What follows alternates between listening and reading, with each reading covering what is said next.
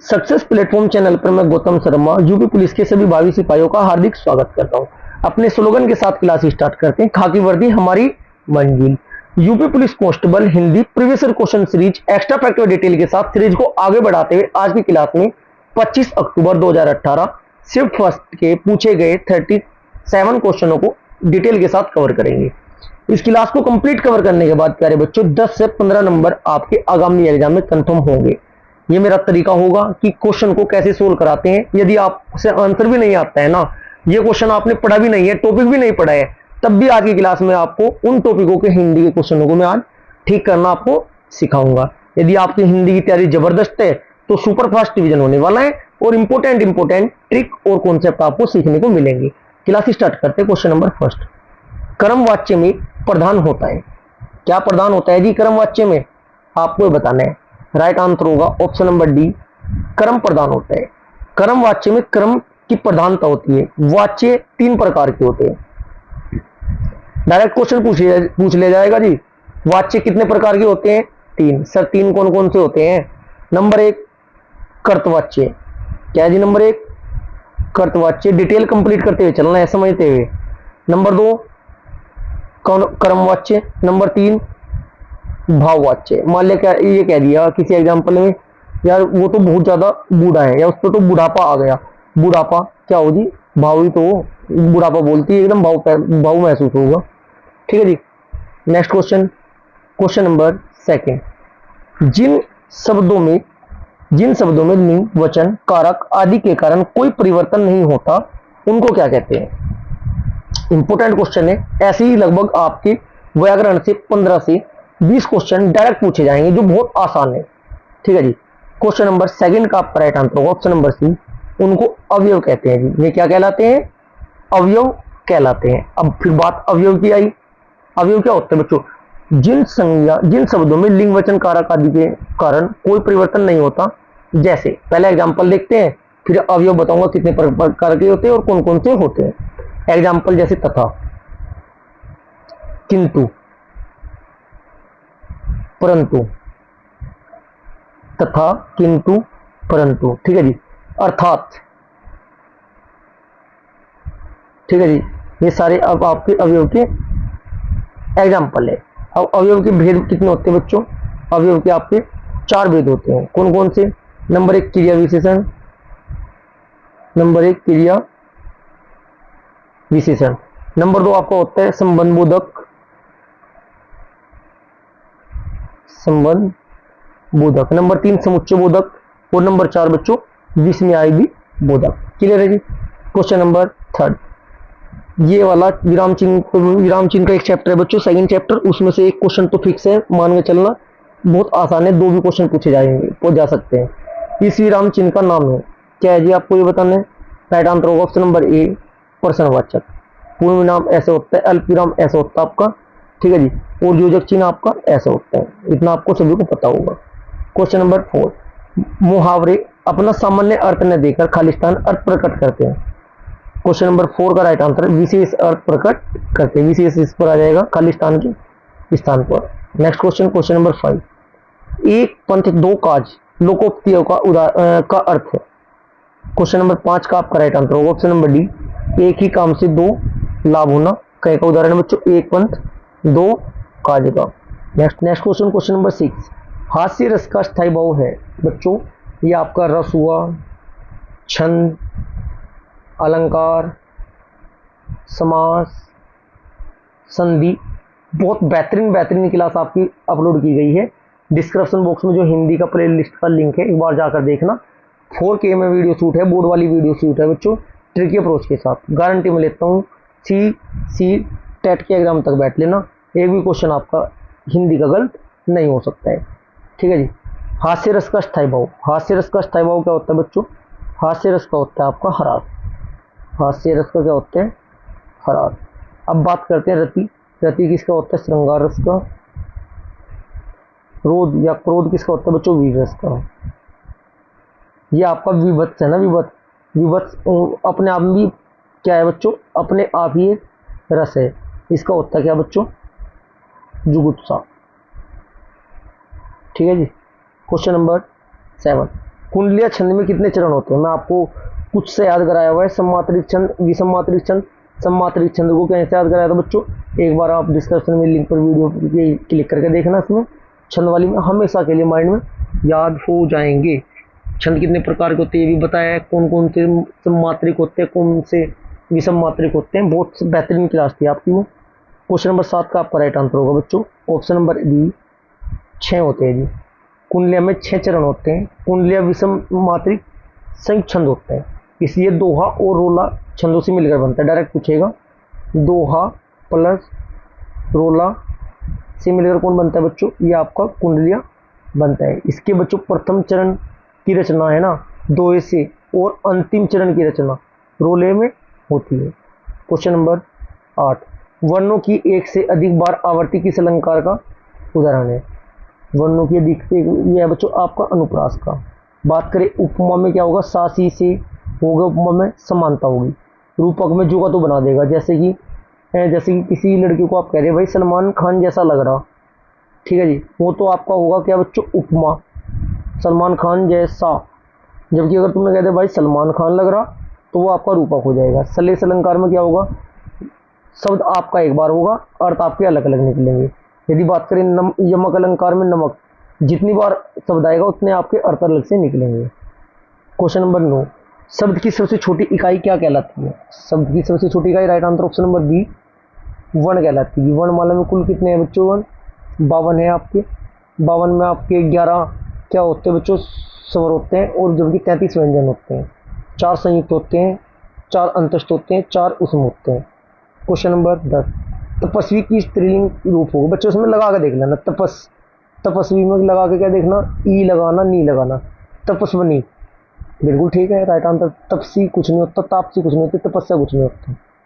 यही आपको ऐसे ही आपको काटने आनी चाहिए। आचार्य का पुल्लिंग शब्द होगा, आचार्य का पुल्लिंग शब्द होगा। क्वेश्चन नंबर 11 का आपका राइट आंसर होगा आचार्य का, आचार्य हो, आचार्य, आचार्य नहीं आचार्य, ठीक है जी। क्वेश्चन नंबर 12, पुस्तक रखी है वाक्य में वचन है। पुस्तक रखी है में वचन क्या होगा? राइट आंसर होगा आपका ऑप्शन नंबर ए, एक वचन होगा जी। बच्चों हिंदी में वचन 2 प्रकार के होते हैं, एक वचन और बहुवचन। क्वेश्चन नंबर 13, शिक्षक ने पाठ पढ़ाया, किस कारक का प्रयोग हुआ है? शिक्षक ने पाठ पढ़ाया, राइट आंसर होगा कर्ता कारक। कर्ता कारक में बच्चों ने का यूज होता है, कर्म में को का होता है, करण में से का होता है। संप्रदान को या के लिए, अपादान से अलग होने के लिए, अधिकरण में या पर, संबंध का की के नानी ने रारी रे, संबोधन हे या हरे। क्वेश्चन नंबर 14, पुरुषवाचक सर्वनाम के कितने भेद हैं? क्वेश्चन नंबर 14 का आपका राइट आंसर होगा बच्चों ऑप्शन नंबर ए, 3 भेद होते हैं पुरुषवाचक सर्वनाम के। कितने भेद? 3। नंबर 1 नंबर पक्का है जी, स्क्रीनशॉट ले लेना उसका। एक था उत्तम पुरुष, एक मध्यम पुरुष, एक अन्य पुरुष। उत्तम में उत्तम किसे मानती है दुनिया? मैं ही उत्तम हूं, मैं और हम, मैं, हम, मेरे, मेरा, हमारा, मुझे, मुझको। मध्यम वाले में होते हैं जिसके बारे में बात हो रही है, तुम, तू। और अन्य पुरुष में वो होगा बच्चों वह, मैं, ये। क्लियर है जी? इसे अच्छे से कवर कर लेना इस स्लाइड को, 1 नंबर पक्का है। क्वेश्चन नंबर 15, विशेषता के मुख्यतः कितने भेद होते हैं? विशेषता के मुख्यतः कितने भेद होते हैं बच्चों? क्वेश्चन नंबर आपका 15 का राइट आंसर होगा ऑप्शन नंबर बी, विशेषता के 4 भेद होते हैं। कौन कौन से होते हैं जी? आपका एक सर्वनामिक विशेषण, एक आपका गुणवाचक विशेषण, संख्यावाचक विशेषण, परिणामवाचक विशेषण। क्वेश्चन नंबर 16, निम्नलिखित में से कौन सा विशेषण नहीं है? विशेषण नहीं, राइट आंसर होगा आपका ऑप्शन नंबर डी, नमक। नमक विशेषण नहीं है। इसका विशेषण क्या होगा बच्चों? नमकीन है। क्वेश्चन नंबर 17, किसी कार्य को करने या होने का बोध कराने वाले शब्द कहलाते हैं? क्या कहलाते हैं जी बच्चों? किसी कार्य को करने या होने का बोध कराने वाले शब्द कहलाते हैं। क्वेश्चन नंबर 17 का राइट आंसर होगा बच्चों क्रिया, ऑप्शन नंबर ए आपका राइट आंसर होगा। क्वेश्चन नंबर 18, निम्न में से क्या काल कहलाता है? राइट आंसर ऑप्शन नंबर ए, क्रिया के घटित होने का समय। क्वेश्चन नंबर 19, संस्कृत भाषा से हिंदी में बिना परिवर्तन के प्रयुक्त होने वाले तत्सम तत्वों की भाषा किला देख लो। 3 ट्रिक बताई, किसी भी दुनिया के क्वेश्चन को सोल्व कर सकते हो उन 3 ट्रिक को एक बार कवर करने के बाद। देखो एक बार डिस्कशन बॉक्स में जाकर। क्वेश्चन नंबर 19, संस्कृत भाषा के से हिंदी में बिना परिवर्तन के प्रयुक्त होने वाले शब्द क्या कहलाते हैं? ये क्या कहलाते हैं बच्चों? इनको बोलते हैं तत्सम। तत्सम बोले तो संस्कृत वाला, तत्भव बोले तो हिंदी वाला। क्वेश्चन नंबर 20, निम्नलिखित में से तत्भव शब्द कौन सा है? हिंदी वाला देखो। क्वेश्चन नंबर 20 का आपका राइट आंसर होगा बच्चों ऑप्शन नंबर डी, माथा। इसे मस्तक बोलते हैं तत्सम में। तत्भव में क्या होता है? माथा। क्वेश्चन नंबर 21, समान अर्थ बताने वाले शब्द क्या कहलाते हैं? क्वेश्चन नंबर 21 का आपका राइट आंसर होगा बच्चों ऑप्शन नंबर सी, पर्यायवाची शब्द कहलाते हैं। क्वेश्चन नंबर 22, अग्रज का सही विलोम क्या है? क्वेश्चन नंबर 22 का राइट आंसर होगा ऑप्शन नंबर ए, अनुज। अग्रज का अनुज क्या, अग्रज का क्या होता है बच्चों विलोम? अग्रज मतलब बड़ा, अनुज मतलब छोटा। क्वेश्चन नंबर 23, धन का मतलब क्या होता है? धन का मतलब होता है अर्थ। Option number B. Question number 24, अपने जीवन पर स्वयं लिखी कथा वाक्यांश के लिए एक शब्द होगा। क्वेश्चन नंबर 24 का आपका राइट आंसर होगा ऑप्शन नंबर डी, आत्मकथा। क्वेश्चन नंबर 25, अन शब्द युग्म के सही अर्थ भेद का चयन करें। क्वेश्चन नंबर 25 का राइट आंसर होगा ऑप्शन नंबर ए, एक अन्न का मतलब तो होता है बच्चों अनाज, और दूसरे अन्य का मतलब क्या होता है? एक तो अन्न है इसमें, एक अन्य है। ऑप्शन ए ही आपका ठीक होगा। क्वेश्चन नंबर 26, निर्गुण शब्द में उपसर्ग है। Right answer option number A, option number C, निर। नेक्स्ट क्वेश्चन, क्वेश्चन नंबर 27, खिलौना शब्द में मूल शब्द है। खिलौना में right answer option number B, खेल। क्वेश्चन नंबर 28, स्वर संधि में किसका मेल होता है? क्वेश्चन नंबर 28 का राइट आंसर ऑप्शन नंबर ए, स्वरों का होता है जी। क्वेश्चन नंबर 29, उन्होंने कहाँ जाना है वाक्य में किस प्रकार की शुद्धि है? क्वेश्चन नंबर 29 का right answer option number A, सर्वनाम संबंधित। नेक्स्ट क्वेश्चन, क्वेश्चन नंबर 30, सामासिक पद को तोड़ना कहलाता है। क्या कहलाता है जी? Right answer option number C, समास विग्रह। क्वेश्चन नंबर 31, उर्वशी किसकी रचना है? राइट आंसर क्वेश्चन नंबर 31 का राइट आंसर होगा बच्चों आपको बताना है उर्वशी किसकी रचना है। बच्चों अति महत्वपूर्ण आपके क्वेश्चन है।